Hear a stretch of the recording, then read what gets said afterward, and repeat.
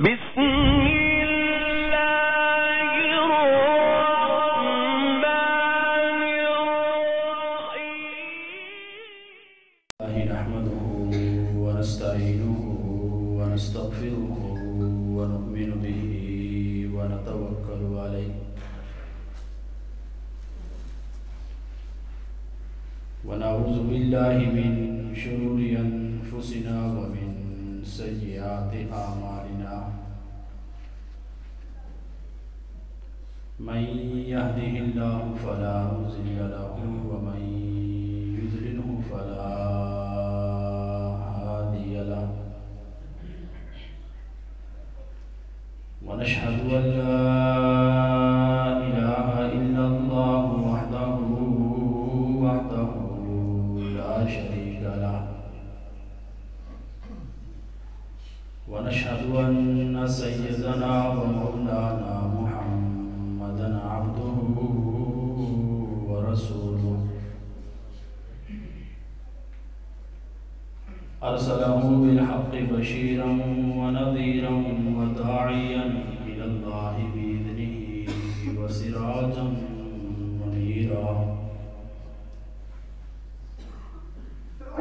وقال الله تبارك وتعالى في القرآن المجيد والفرقان الحميد ما آتاكم الرسول فخذوه وما نهاكم عنه فانتهوا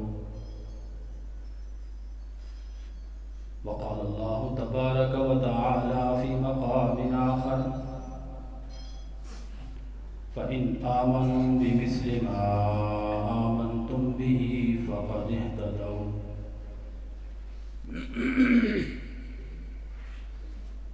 صدق الله مولانا العظيم وبلغنا رسوله النبي الأمي الكريم ونحن على ذلك لمن الشاهدين والشاكرين والحمد لله رب العالمين.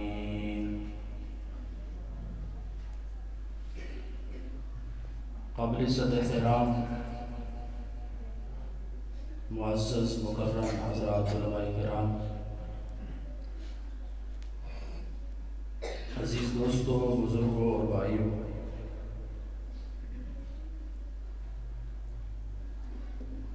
آج کی آپ کی یہ سالانہ عظمت قرآن و فکر آخرت کانفرنس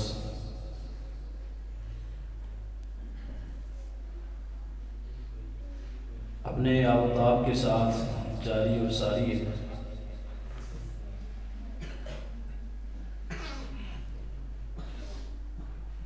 کچھ ہی دیر کے بعد آج کی اس کانفرنس کے مہمانان گرامی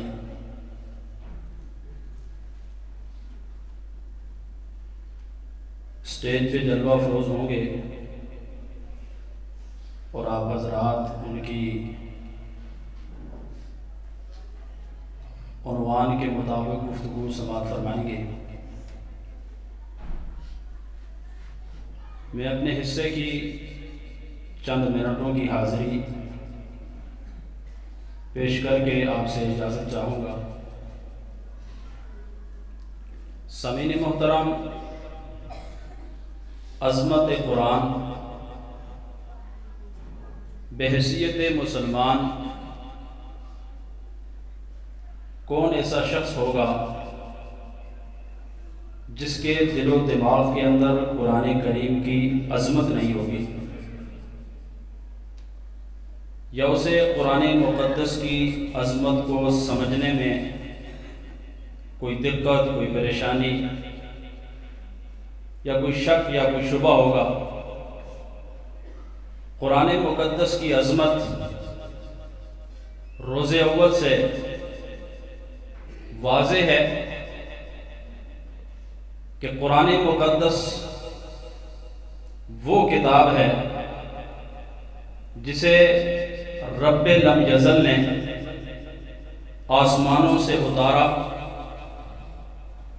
اس قرآن مقدس کو آسمانوں سے اتارنے والی ذات اللہ کی ہے، جس ذات مقدس کے اوپر اترا وہ ذات محمد الرسول اللہ صلی اللہ علیہ وآلہ وسلم کی ہے۔ نبی پاک صلی اللہ علیہ وآلہ وسلم نے اس قرآن کریم کے اترنے کے بعد جن کے سامنے اس قرآن کریم کو پڑھا وہ لوگ حضرات صحابہ کرام ہیں۔ قرآن کریم کی عظمت ایک مسلمان کے لیے صرف اتنا ہی کافی ہے کہ یہ قرآن رب کی کتاب ہی نہیں، رب کا کلام بھی ہے۔ اور ایک ادنا سادنا مسلمان جس نے کلمہ پڑھا اور اس کے دل کے اندر ایمان کی چھوٹی سی رمق اس کے دل کے اندر موجود ہے، وہ جب لفظ قرآن سنتا ہے اس کے دل کے اندر احترام پیدا ہو جاتا ہے۔ جب وہ لفظ قرآن سنتا ہے اس کے دل کے اندر ادب آ جاتا ہے۔ جب وہ لفظ قرآن سنتا ہے اس کے دل کے اندر احترام کا جذبہ پیدا ہو جاتا ہے۔ جب وہ لفظ قرآن سنتا ہے یا قرآن کی جس چیز کے ساتھ نسبت ہوتی ہے اس قرآن کی نسبت کو سنتا ہے وہ اس کو ادب سے سلام کرتا ہے، اس کو ادب سے احترام کی نگاہ سے دیکھتا ہے۔ یہ قرآن چیز ہی ایسی ہے کہ اس کی نسبت جس کے ساتھ بھی ہو گئی اس کو عظمتیں مل گئی، ان کو رفتیں مل گئی، ان کو بلندیاں مل گئی۔ یہ قرآن عظمت والی کتاب ہے۔ جس کا تعلق قرآن سے جڑا، جس کی نسبت قرآن سے ہو گئی اس کو بھی عظمت ملی، اس کو بھی مقام ملا، اس کو بھی بلندی ملی، اس کو بھی رفعتیں ملی۔ اب بے شمار ایسی چیزیں ہیں جن کو آپ دیکھ سکتے ہیں، جن کو آپ گن سکتے ہیں، جن کو آپ شمار کر سکتے ہیں کہ جس چیز کا تعلق قرآن کریم سے ہوتا ہے اس سے پہلے اس کی حیثیت کچھ اور ہوتی ہے، اس سے پہلے اس کا مقام کچھ اور ہوتا ہے، اس سے پہلے اس کا مرتبہ کچھ اور ہوتا ہے۔ اب قرآن کریم کے ساتھ مل جانے کے بعد اس کی بلندیاں پھر آسمانوں پہ باتیں کرتی ہیں، اس کی رفعتیں پھر آسمانوں تک پہنچ جاتی ہیں، اس کے مقام اور بلند مرتبے کو دیکھنے سے یعنی کہ نگاہیں اکتا جاتی ہیں۔ یہ قرآن عظمت والی کتاب ہے اور میں نے شروع کے اندر عرض کیا کہ اس کی عظمت لفظ قرآن کو سن لینے کے بعد ہر مسلمان کے دل کے اندر پیدا ہو جاتی ہے۔ مسلمان احترام کے اندر کھڑا ہو جاتا ہے، مسلمان احترام کے اندر نظریں جھکا لیتا ہے، مسلمان احترام کے اندر کھڑا ہو کر قرآن کریم کو چومنے لگ جاتا ہے، مسلمان احترام کے اندر آ کر اس کو آنکھوں سے لگانے لگ جاتا ہے، اپنا تعلق اپنی نسبت اس کے ساتھ جوڑنا شروع کر دیتا ہے اور اس نسبت پر فخر کرتا ہے، اس نسبت کو اپنے لیے سعادت سمجھتا ہے۔ دنیا والوں صرف ایک ہی بات آپ کو سمجھانا چاہتا ہوں، جس قرآن کریم کو 1450 سال پہلے جو قرآن کریم اترا اس کی عظمت بھی آج اسی طرح برقرار ہے۔ 1450 سال پہلے جس قرآن کریم کو حضرت جبرائیل آسمانوں سے لے کر آئے تھے محمد الرسول اللہ پر اترا تھا، 1450 سال گزر جانے کے بعد نہیں اس قرآن کریم کی عظمت کے اندر کوئی فرق آیا، نہیں اس قرآن کریم کی مقام کے اندر کوئی فرق آیا، نہیں اس قرآن کریم کی نسبت سے ملنے والوں کی عظمت رفعت اور مقام کے اندر کوئی کمی پیشی کوئی کمی پیدا ہوئی، نہیں قیامت تک آ سکتی ہے۔ جس قرآن کو 1450 سال پہلے اترنے کے باوجود آج بھی اس کا احترام اسی طرح ہے، اس سے نسبت رکھنے والوں کا احترام اسی طرح موجود ہے، اس کے اندر کمی واقعہ نہیں ہوئی ہے۔ میں پوچھنا یہ چاہتا ہوں دنیا والوں آج بھی اگر جو قرآن سے جڑتا ہے وہ بلند ہو جاتا ہے، اس کو عظمتیں مل جاتی ہیں، اس کو مقام مل جاتا ہے، اس کو رفعتیں مل جاتی ہیں۔ اب ذرا سینے پر ہاتھ رکھ کر اس برادری سے سوال کیجئے، اس قوم سے سوال کیجئے، اس طبقے سے سوال کیجئے، اس ٹولے سے سوال کیجئے، اس گروہ سے سوال کیجئے جو حضرات صحابہ اکرام رضوان اللہ تعالی علیہم اجمعین کی شان عظمت مقام کے اوپر انگلی اٹھاتا ہے۔ 1450 سال بعد آج اگر کوئی حافظ قرآن مدرسے سے نکلتا ہے، محلے کا چودھری کھڑا ہو جاتا ہے، ڈی سی کھڑا ہو جاتا ہے، ایس ایچ او کھڑا ہو جاتا ہے، مقام والے کھڑے ہو جاتے ہیں، کرسی کرسیوں والے کھڑے ہو جاتے ہیں. وجہ کیا ہے کہ اس کا تعلق پہلے قرآن سے نہیں تھا, اب اس کے سینے کے اندر قرآن موجود ہے, اب اس کے سینے کے اندر قرآن کے 30 پارے موجود ہیں, اب اس کی نسبت قرآن کی آیتوں کے ساتھ ہے, اب اس کی نسبت قرآن کے رکوعوں کے ساتھ ہے, اب اس کی نسبت قرآن کی سورتوں کے ساتھ ہے, اب اس کی نسبت قرآن کی منزلوں کے ساتھ ہے. جنہوں نے آج سے 1450 سال پہلے جبرائیل کے وحی آنے کے بعد سب سے پہلے قرآن کی آیتوں کو سنا تھا, ان کا مقام کتنا بڑا ہے.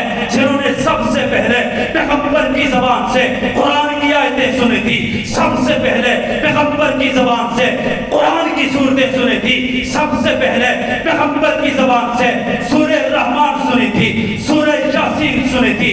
پورا کا پورا قرآن 23 سال کے اندر جب مکمل ہوا تھا, اس مکمل قرآن کو سب سے پہلے پڑھنے والے, سب سے پہلے سننے والے, سب سے پہلے دیکھنے والے, سب سے پہلے سینے میں محفوظ کرنے والے, سب سے پہلے سمجھنے والے اگر کائنات میں کوئی تھے, انہیں حضرات صحابہ اکرام کہتے ہیں.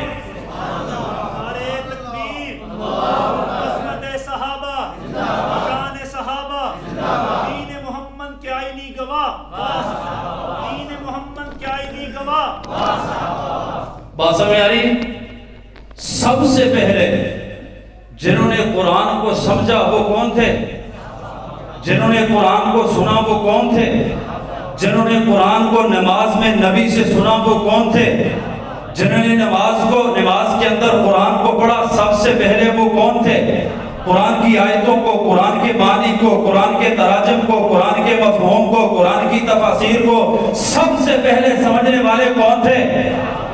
پھر اگلی بات, آج جس کی نسبت قرآن سے ہے اس کی عظمت, مقام, شان, رفعت, بلندی کے اندر کسی کو شک نہیں ہے,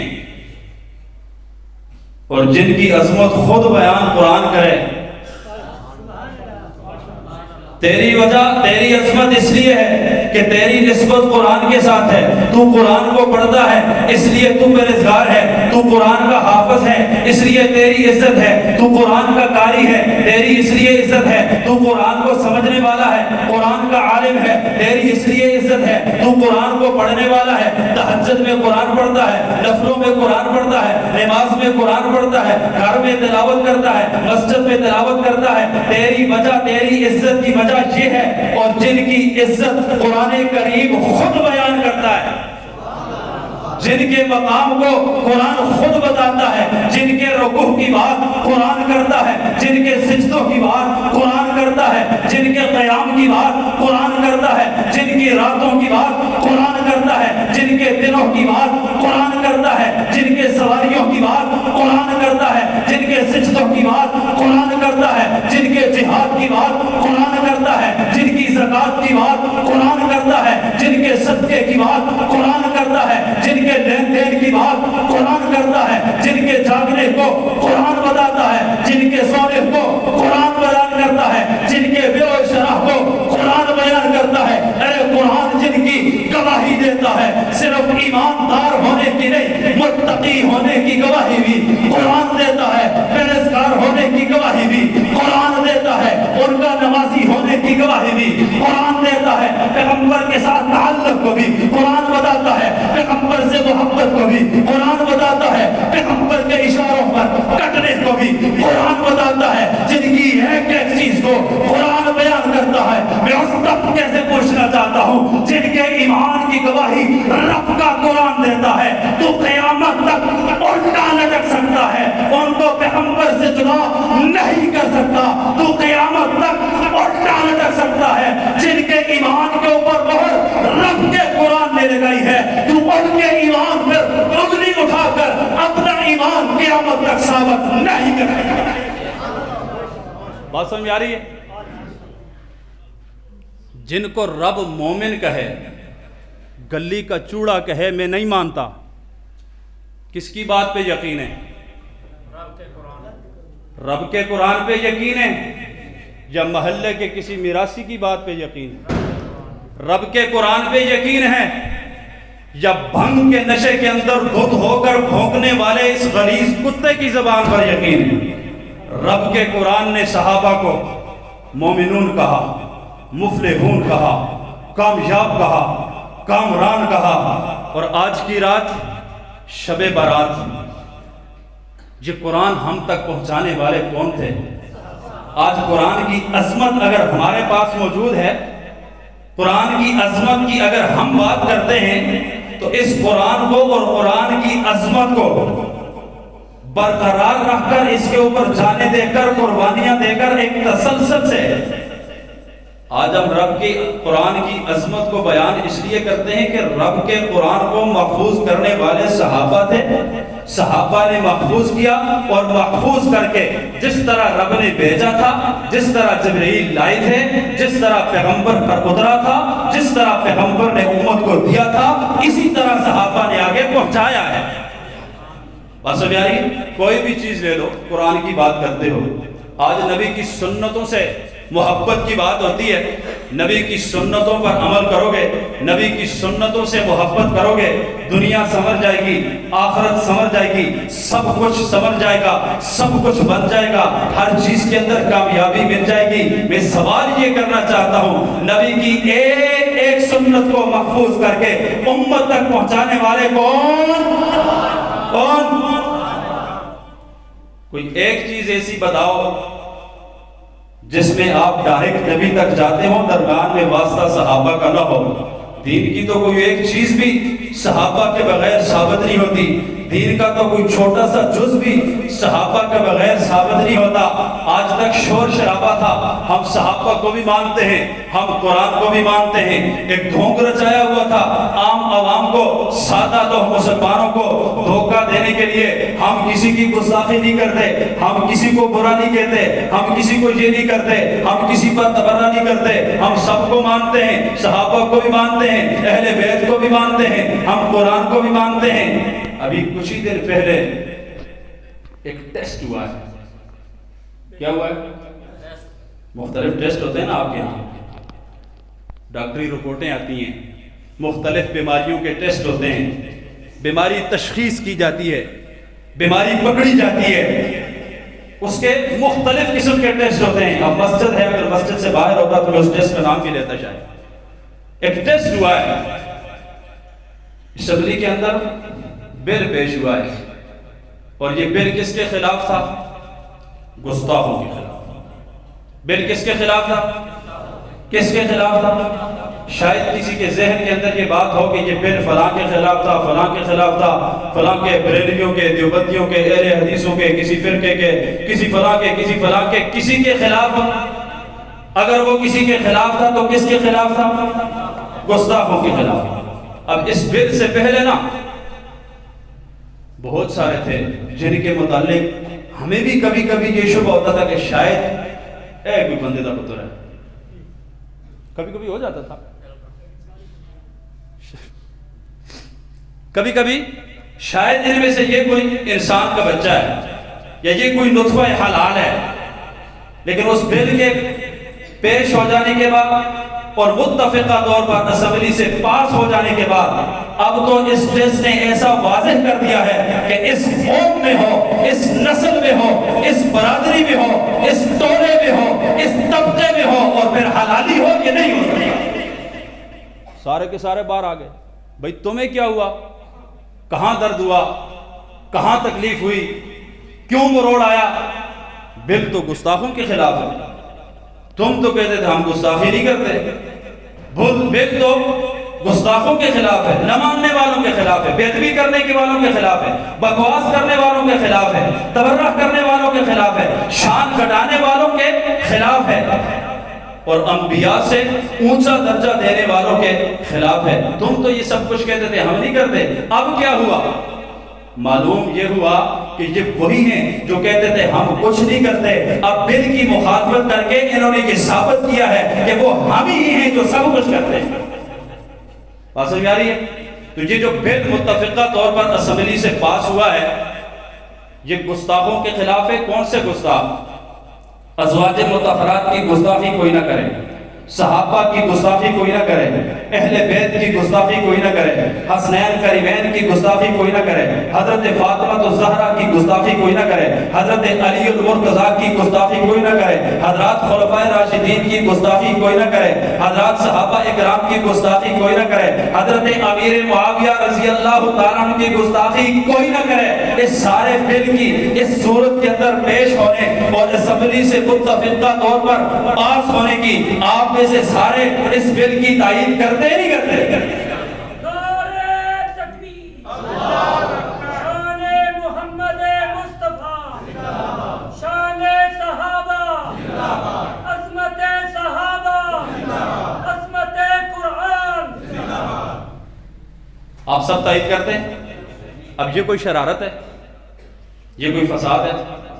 یہ تو فساد کو ختم کرنے کی ایک بنیادی اینٹ ہے، فساد کو ختم کرنے کی ایک صورت ہے، جھگڑے کو ختم کرنے کی ایک صورت ہے۔ اسی صورت کے اندر جھگڑا ختم ہو سکتا ہے، فساد ختم ہو سکتا ہے، امن آ سکتا ہے جب ملک پاکستان کے اندر کوئی گستاخ نہیں رہے گا تو پھر امن خراب نہیں ہوگا۔ ملک پاکستان کے اندر اگر قانون کے اندر جان ہوگی، قانون مضبوط ہوگا، کسی کو جرأت نہیں ہوگی وہ اپنی غلیظ زبان صحابہ کے خلاف استعمال کرے، کسی کو جرأت نہیں ہوگی وہ اپنی ناپاک زبان اہل بیت کے خلاف استعمال کرے، کسی کے اندر یہ جرأت نہیں ہوگی کہ وہ اپنی ناپاک زبان کو شعائر اللہ کے خلاف استعمال کرے، دین کی بنیادوں کے خلاف استعمال کرے۔ جب قانون میں جان ہوگی پھر گستاخی کرنے والا جس طبقے کا ہوگا قانون کے شکنجے میں آ کر رہے گا۔ ہونا چاہیے نہیں ہونا چاہیے؟ جب گستاخی ہی نہیں ہوگی تو پھر امن کو کیا تکلیف ہے کہ وہ خراب ہو؟ پھر امن کی کون سی جگہ میں درد ہے کہ وہ خراب ہو؟ ہاں، جب تم کہو کہ ہم گستاخی کریں گے اور پھر بچ جائیں گے، اب ایسا نہیں ہوگا، اب ایسا نہیں ہوگا۔ تم صحابہ پر بھونکو، صحابہ پر تبرہ کرو، ازواج مطہرات کے خلاف زبان چلاؤ، ازواج مطہرات کی شان کے اندر بکواسات کرو اور پھر کہو کہ امن یہ ہے کہ ہم بھونکتے رہیں، ہمیں کوئی نہ پوچھنے والا ہو، تم بھونک کر دکھاؤ، اب انشاءاللہ قانون بن کے رہے گا۔ تائید کرتے ہو نہیں کرتے؟ اب اس بل کو قانون کی شکل دینے کے لیے علماء آپ کو کسی فارم پر بھی کال دے سکتے ہیں، کسی بھی موقع پر آپ کو بلا سکتے ہیں، آپ اس بل کو قانون کی شکل بنانے کے لیے ہر قسم کی قربانی دیں گے۔ اللہ رب العزت سے دعا ہے جو کچھ کہا سنا اللہ پاک عمل کی توفیق عطا فرمائے۔ وآخر دعوانا الحمدللہ۔